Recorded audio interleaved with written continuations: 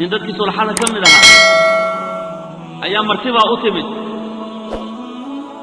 قواد يعني شغالها إذا قولي جوكتي أي عنصدي كان بويري مركا عنصدي بيسوق قاعدة ويل بيكوسو شوفتي تلي بكي ومرق مركا برتدينا وأفضل لها مركا يدوني سينا يقول ديبتو شيخي قولي لها saxankii waa gacanteeda ka fakaday markaasuu maraqii hilibkiiba asaga dushiisa ku daaday waa laba khasaar asagoo hilibkii wuxuu ku dhuduldaatay iyo martidii dhacaamkeedii oo daatay aad buu xanaaqay markuu isbedelay markii arkay inuu xanaaqay aragtay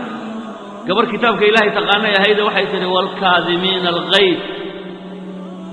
ilaahay wuxuu yiri waxaan ammaanayaa kuwa caradooda qariyo markaasuu wuxuu ku yiri kadamtu qaydii caradeydii waan qariyo